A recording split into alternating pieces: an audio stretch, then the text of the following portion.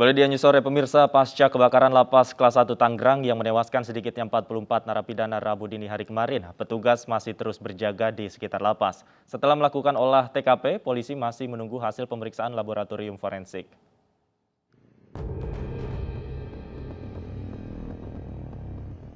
Petugas polisi berjaga di sekitar lapas kelas 1 Tangerang untuk memastikan kondisi tetap kondusif. Setelah melakukan olah TKP dan menunggu hasil pemeriksaan laboratorium forensik dari sejumlah barang sisa kebakaran seperti kabel, barang elektronik, dan saluran listrik. Polisi menyelidiki dugaan tindak pidana terkait kebakaran, salah satunya dugaan kelalaian petugas lapas. Polisi telah memeriksa 20 saksi yang terdiri dari 13 petugas dan 7 warga binaan. Hari ini Polda Metro Jaya juga memeriksa 1 orang komandan jaga serta 1 orang petugas jaga. Lapas kelas 1 juga menyiapkan trauma healing bagi warga binaan penyintas kebakaran. Center bagi warga binaan. Bisa dibayangkan 122 orang di dalam kamar hunian itu dan rekan-rekannya meninggal 41, yang lain luka-luka, mereka juga butuh penguatan. Ya. Kami hari ini membuat krisis center khusus bagi warga binaan di satu blok dan akan menerima bantuan pada mereka. 122 yang meninggal itu, yang meninggal 41 dan yang lain nggak punya apa-apa. Sejak dibangun pada tahun 1972 dan diresmikan tahun 1982, instalasi listrik di Lapas Kelas 1 Tangerang tidak pernah diperbaiki. Dugaan sementara, kebakaran terjadi akibat adanya arus pendek listrik. Dari Tangerang, Banten, Yasmin Atania, Gali Bagas, Yudi Permana, iNews melaporkan.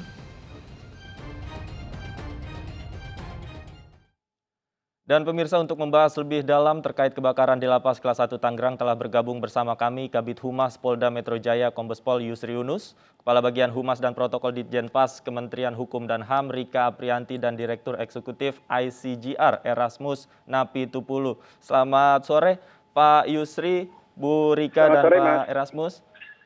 Selamat sore, Mas. Selamat sore, Mas. Baik, saya ingin ke Pak Yusri terlebih dahulu. Pak Yusri, hingga saat ini perkembangan penyelidikannya seperti apa, Pak? Apakah ada update terbaru, Pak? Terima kasih, Mas. Selamat sore. Yang pertama bahwa tim Puslafor, Mabes Polri, dan Polda Metro Jaya masih melakukan olah TKP ya. Memang kemarin sudah kita olah TKP, ada beberapa lagi kegiatan hari ini yang dilakukan oleh teman-teman Puslafor untuk mengumpulkan alat-alat bukti yang ada, serta untuk bisa mengetahui titik awal dari mana api tersebut berada.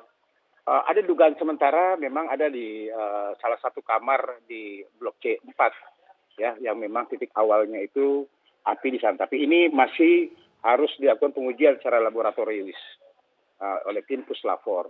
Itu pertama. Terus kemudian kedua, bahwa memang kami bersama-sama dari Ditjenpas bersama dengan dari Kodim masih terus membantu pengamanan di sana untuk membuat situasi kondusif. Alhamdulillah sampai dengan hari ini sudah kondusif. 44 korban, karena ada menyusul 3 lagi yang kemarin luka berat, kemudian ada 41 di Rumah Sakit Polri. Tadi sudah kami sampaikan, kami sudah rilis, ada 1 sudah bisa diidentifikasi, 1 korban berdasarkan hasil postmortem dan antemortem yang ada, dikaitkan dengan juga dengan primer sekunder dari keluarga korban yang ini. Kemudian dari 41 sudah 35 yang hadir, tetapi yang bisa kita identifikasi untuk pengambilan DNA-nya itu ada 31 keluarga, karena memang harus saudara. 1 sudah bisa diidentifikasi berdasarkan hasil inafis tentang sidik jari, dan itu sudah yakin bahwa yang bersangkutan namanya adalah Saudara Rudi. Jadi kemungkinan akan kita serahkan kepada Dirjen Lapas untuk diserahkan kepada pihak keluarga di Rumah Sakit Polri. Nah, kemudian menyangkut masalah penyelidikan, betul sudah 22 orang yang kita lakukan pemeriksaan. Ada 3 klaster kita bagi di sini dari 22 ini. Yang pertama klasternya adalah petugas yang berjaga pada saat malam itu, ya, petugas. Kemudian klaster kedua adalah warga binaan yang memang ada di Blok C2 itu sebagai saksi, kita lakukan pemeriksaan. Itu juga ada, juga klaster ketiga adalah tampingnya. Jadi tahanan pendampingnya ini yang kita lakukan pemeriksaan. Nah, ke-22 ini masih kita selesai melakukan pemeriksaan. Kemungkinan akan ada beberapa pertama lagi kita membutuhkan data-data atau keterangan-keterangan dari saksi-saksi yang lain. Ini sambil kita menunggu saja hasilnya seperti apa nanti, begitu. Baik, Pak, terkait 22 saksi yang diperiksa ini, apakah termasuk untuk mengkonfirmasi temuan yang sementara ini ditemukan saat olah TKP, yaitu dugaan titik api yang berasal dari plafon ini, seperti apa, Pak? Salah satunya adalah di situ, Mas. Jadi semua saksi-saksi yang ada kan yang bertugas pada malam itu, para petugas ya, yang bertugas, kemudian juga pendampingnya dan juga tahanan yang ada di blok C2 itu mengetahui pertama dari mana apa sih penyebab kebakaran tersebut. Karena memang di sini kan ada dugaan pidana yang harus kita inikan di pasal 187 KUHP, pasal 188 KUHP dan juga 359 tentang kelalaiannya. Tetapi ini kan masih dugaan, masih kita lakukan penyelidikan. Nanti setelah itu kita baru dikeluarkan dengan dari hasil lapor. Kita akan lakukan BAP terhadap lapor. Nanti kalau sudah terkumpul semuanya, baru nanti kita gelar perkara. Itu, Mas. Baik, terakhir Pak Yusri, terkait tim yang dibentuk kemarin juga Pak Menkumham mengatakan sudah berkoordinasi dengan berbagai pihak dan membentuk tim untuk menangani penyelidikan ini. Seperti apa koordinasinya, Pak? Berjalan, kami memang masih berjalan. Kami tim dengan Dirjen Pas memang bersama-sama. Kemudian kami di backup oleh Mabes Polri untuk melakukan penyelidikan semuanya di sini. Dan ini berarti dengan saat ini alhamdulillah berjalan dengan baik.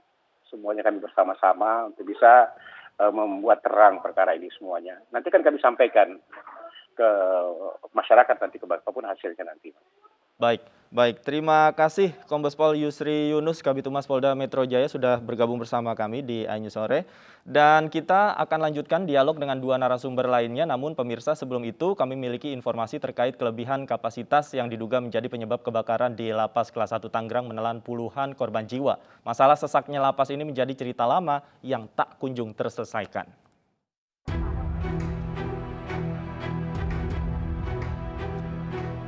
Puluhan narapidana meninggal dunia dalam kebakaran Lapas Kelas 1 Tangerang. Banyaknya jumlah korban jiwa memunculkan kembali permasalahan klasik dalam sistem peradilan pidana, yaitu lapas yang kelebihan kapasitas. Selain Lapas Kelas 1 Tangerang, tercatat ada 13 lapas lain di Indonesia yang terbakar dalam kurun waktu 2019 hingga 2021.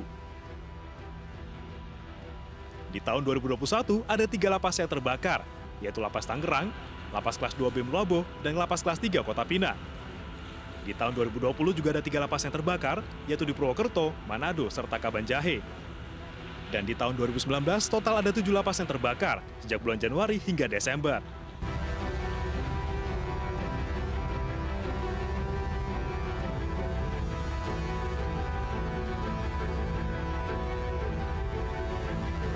Pasca kebakaran, Komnas HAM mendatangi Lapas Kelas 1 Tangerang untuk memantau kondisi di lapangan. Hasilnya, Komnas HAM membenarkan adanya kelebihan kapasitas dalam lapas ini.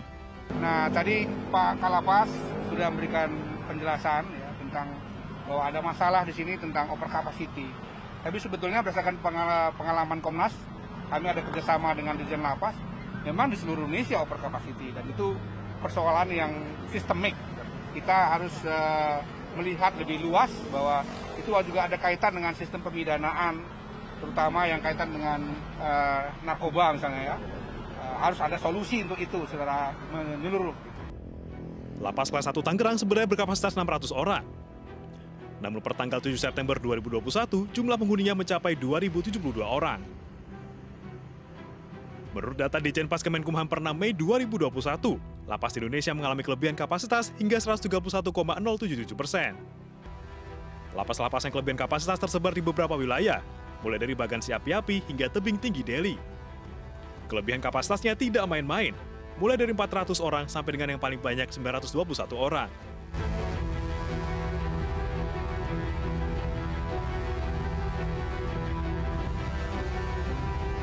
Napi narkoba berkontribusi besar terhadap penuhnya lapas di Indonesia.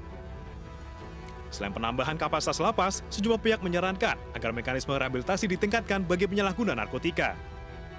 Dengan demikian, masalah klasik lapas yang kelebihan kapasitas bisa segera tuntas.